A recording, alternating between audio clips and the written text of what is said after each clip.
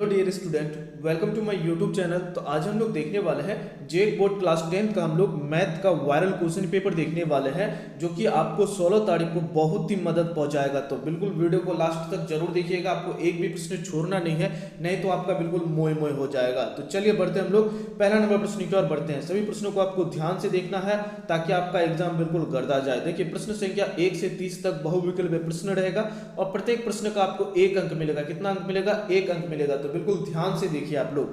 चलिए बढ़ते हैं हम लोग पहला नंबर प्रश्न की ओर। पहला नंबर प्रश्न में है 120 का अभाज्य गुणनखंड है। 120 का अभाज्य गुणनखंड के लिए हम लोग को क्या करना पड़ेगा? सबसे पहले 120 का हम लोग को लॉसो निकाल लेना पड़ेगा। लॉसो निकालेंगे 60 आएगा, उसके बाद फिर से निकालेंगे तो 30 आएगा, अब फिर निकालेंगे तो आएगा 15, अब फिर निकालेंगे तो आपका 3 और 5 आएगा। तो 2 गुना 2 गुना 2 गुना 3 गुना 5, ऑप्शन नंबर ए जो है इसका बिल्कुल सही उत्तर हो जाएगा। इसी तरह से आपको आराम आराम से हल करना है, तभी तो आप एग्जाम में बिल्कुल गर्दा नंबर लाएंगे। अगर जो बच्चा पढ़ के ही नहीं जाएगा तो वो वहां पे जाके करेगा ना, आई ये क्वेश्चन है बैगन, इसी तरह करेगा।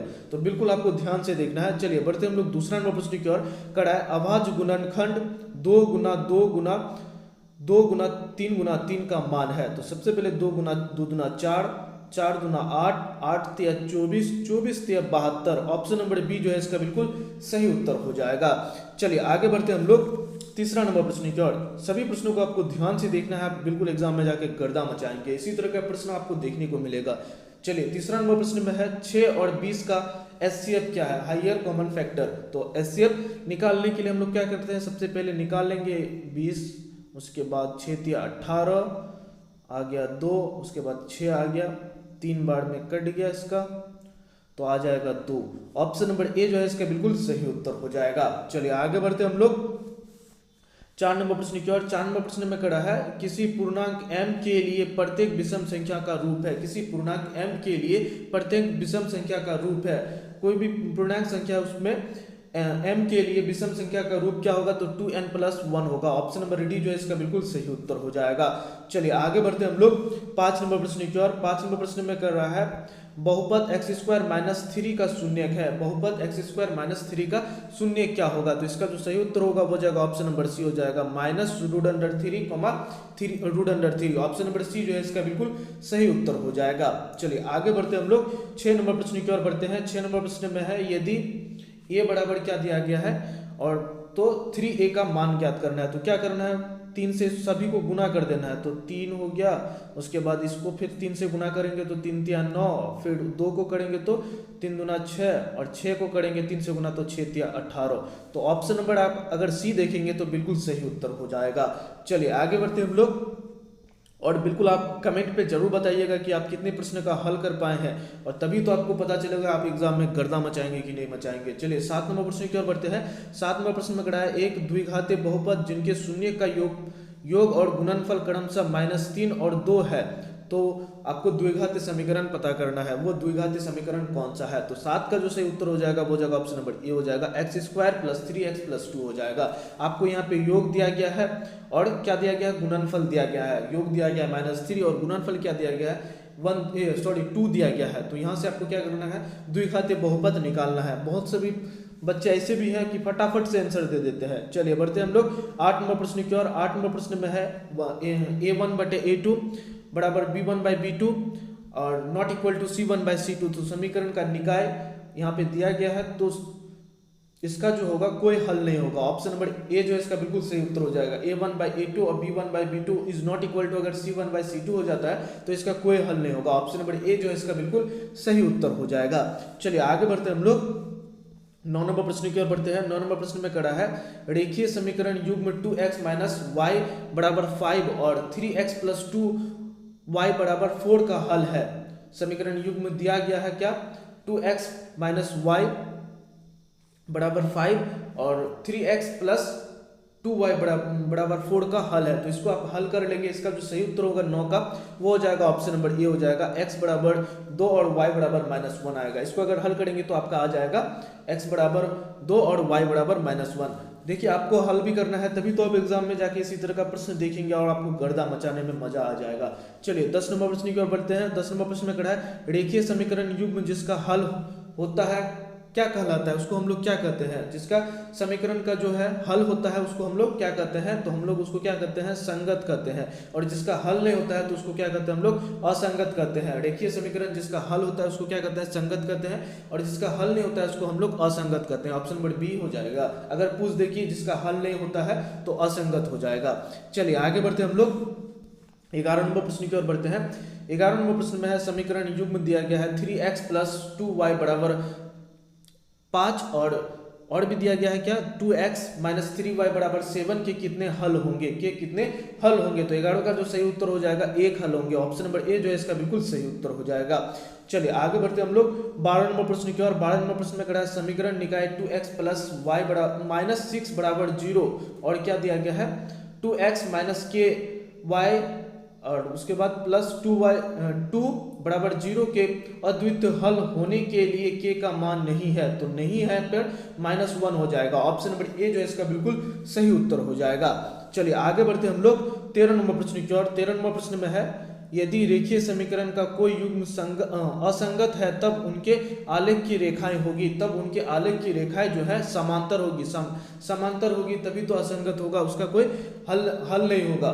तो ऑप्शन नंबर सी जो है इसका बिल्कुल सही उत्तर हो जाएगा। उसका अगर कोई हल ही नहीं होगा तो क्या होगा, असंगत होगा, और वो कैसा होगा, समांतर होगा। ऑप्शन नंबर सी जो है इसका बिल्कुल सही उत्तर हो जाएगा। चलिए आगे बढ़ते हम लोग 14 नंबर प्रश्न की ओर। 14 नंबर प्रश्न में कहा है निम्न में कौन द्विघातीय समीकरण नहीं है, निम्न में कौन द्विघातीय समीकरण नहीं है, तो इसका जो सही उत्तर होगा हो जाएगा ऑप्शन नंबर बी जो है इसका बिल्कुल सही उत्तर हो जाएगा। चलिए आगे बढ़ते हम लोग 15 नंबर प्रश्न की ओर। 15 नंबर प्रश्न में कहा है द्विघातीय समीकरण 3x² - 5x + 2 = 0 का विभेद का मतलब डी निकालने के लिए बोल रहा है, तो डी निकाल लेंगे तो आपका जो सही उत्तर हो जाएगा 15 का वो हो जाएगा ऑप्शन नंबर ए 1 आएगा। डी अगर निकालेंगे आप तो वहां से आपका 1 निकलेगा।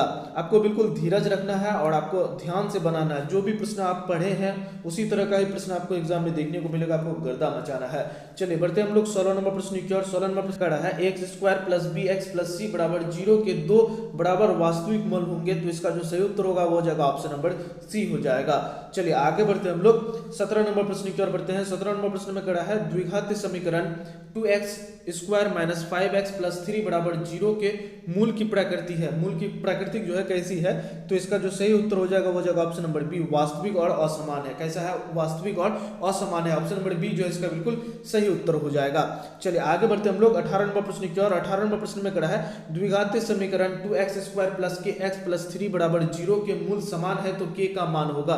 तो k का मान पूछ रहा है क्या होगा, क्या बोल रहा है, मूल समान है तो k का मान क्या होगा, तो इसका जो सही उत्तर होगा वो हो जाएगा ऑप्शन नंबर सी ±√6 हो जाएगा। चलिए आगे बढ़ते हम लोग 19 नंबर प्रश्न की ओर बढ़ते हैं। 19 नंबर प्रश्न में कहा है यदि द्विघातीय समीकरण x² - kx - 10 = 0 के मूल -2 हो तो k का मान क्या होगा, तो k का मान क्या होगा, तो k का मान जो आएगा 2 आएगा। ऑप्शन नंबर डी जो है इसका बिल्कुल सही उत्तर हो जाएगा। चलिए आगे बढ़ते हम लोग 20 नंबर प्रश्न की ओर। 20 नंबर प्रश्न में कहा है द्विघातीय समीकरण 6x² - x - 2 = 0 के मूल है।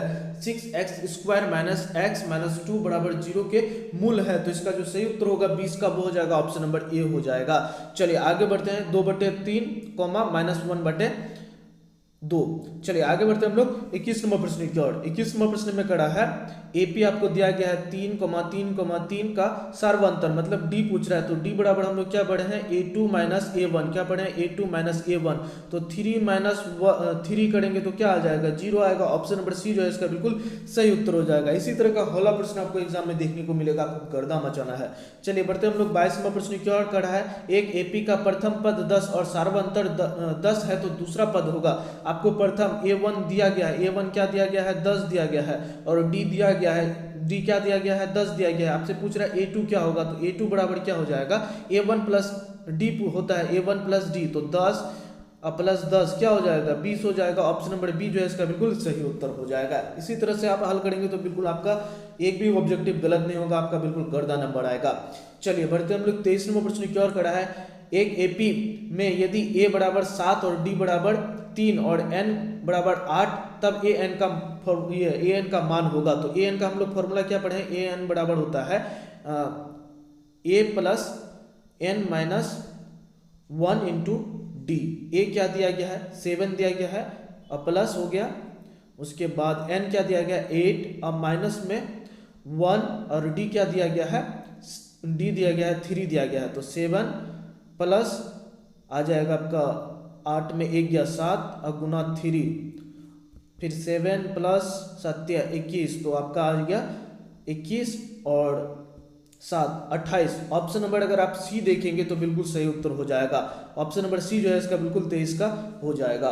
चलिए आगे बढ़ते हम लोग 24 नंबर प्रश्न की ओर। 24 नंबर प्रश्न में खड़ा है 3 के प्रथम 5 गुणजों का योग होगा। 3 के प्रथम 5 गुणजों का योग होगा, तो आपको SN का फॉर्मूला से निकाल लेना है। SN का फॉर्मूला से अगर निकालेंगे तो इसका सही उत्तर आ जाएगा ऑप्शन नंबर डी जो है 45, बिल्कुल सही उत्तर आ जाएगा। चलिए आगे बढ़ते हम लोग 25 नंबर प्रश्न की ओर। 25 नंबर प्रश्न में कहा है सभी वृत्त होती है। सभी वृत्त जो है क्या कैसी होती है, तो याद रखना है समरूप होती है। कैसी होती है, समरूप होती है। ऑप्शन नंबर बी जो है इसका बिल्कुल सही उत्तर हो जाएगा। चलिए आगे बढ़ते हम लोग 26 नंबर प्रश्न की ओर। 26 नंबर प्रश्न में कहा है वृत्त की सबसे बड़ी जीवा को क्या कहते हैं। वृत्त की सबसे बड़ी जीवा को हम क्या कहते हैं, क्या कहते हैं, व्यास कहते हैं। ऑप्शन नंबर डी जो है इसका बिल्कुल सही उत्तर हो जाएगा। सबसे वृत्त की जो सबसे बड़ी जीवा होती है उसको हम लोग क्या कहते हैं, व्यास कहते हैं। ऑप्शन नंबर डी जो है इसका बिल्कुल सही उत्तर है। चलिए बढ़ते हम लोग 27 नंबर प्रश्न की ओर। 27 नंबर प्रश्न में कहा है केंद्रीय कोण थीटा और त्रिज्या r वाले त्रिज्यखंड का क्षेत्रफल होता है। तो त्रिज्यखंड का क्षेत्रफल क्या होता है, थीटा पाई r स्क्वायर बटे 360 डिग्री। यहाँ थोड़ा उल्टा दिया है, ऑप्शन नंबर बी देखेंगे तो बिल्कुल सही उत्तर है। थीटा को बाद में सेट कर दिया गया है, सबसे पहले पाई r स्क्वायर थीटा बटे 360 डिग्री क्या है, तो ऑप्शन नंबर बी जो है इसका बिल्कुल सही उत्तर हो जाएगा। चलिए आगे बढ़ते हम लोग 28 नंबर प्रश्न की ओर बढ़ते हैं। 28 नंबर प्रश्न में कहा है 6 सेंटीमीटर त्रिज्या वाले वृत्त के एक त्रिज्याखंड का क्षेत्रफल क्या होगा जिसका कोण 60 डिग्री दिया गया है। तो इसको अगर हल करेंगे तो आ जाएगा आपका 28 का जो सही उत्तर आएगा वो हो जाएगा ऑप्शन नंबर सी 132 बटे 7 सेंटीमीटर स्क्वायर। चलिए आगे बढ़ते हम लोग 29 नंबर प्रश्न की ओर। 29 नंबर प्रश्न में कहा है दो समरूप त्रिभुज 4:9 के अनुपात में है। इन त्रिभुज के क्षेत्रफल का अनुपात होगा। तो 4 का स्क्वायर हो जाएगा 16 और 9 का हो जाएगा 81। तो ऑप्शन नंबर डी जो है इसका बिल्कुल सही उत्तर हो जाएगा। चलिए आगे बढ़ते हम लोग 30 नंबर प्रश्न की ओर। 30 नंबर प्रश्न में कहा है एक समकोण त्रिभुज के कर्ण 13 सेंटीमीटर और भुजा 12 सेंटीमीटर, तो शेष भुजा का क्षेत्रफल क्या होगा। तो निकाल लेंगे हम लोग 13 का स्क्वायर माइनस 12 का स्क्वायर। 13 का स्क्वायर हो गया आपका 169 और माइनस हो जाएगा 12 का स्क्वायर 144, आ जाएगा √25 और उसके बाद आ जाएगा आपका 5। ऑप्शन नंबर बी अगर देखेंगे तो बिल्कुल सही उत्तर हो जाएगा 5 सेंटीमीटर, बिल्कुल सही उत्तर है। तो ये क्वेश्चन बहुत ही वीवीआई था और कई बार बोर्ड में पूछा है, और भी क्वेश्चन आपको हम करवाएंगे। तो बिल्कुल यही प्रश्न डायरेक्ट एग्जाम में पूछ लेगा ऐसा जरूरी नहीं है, लेकिन इसी तरह का प्रश्न आपको एग्जाम में पूछा जाएगा। तो बिल्कुल आप इस वीडियो को दोस्तों तक शेयर कर दीजिए और जो नेक्स्ट वीडियो आने वाला है उसको भी आप ध्यान से देखिएगा। सभी प्रश्न आपको हम करवाएंगे जिस तरह का प्रश्न आपसे पूछेगा, ताकि आपका अच्छा नंबर आए। तो फिर मिलते हैं नेक्स्ट वीडियो में, तब तक के लिए इतना ही। जय हिंद।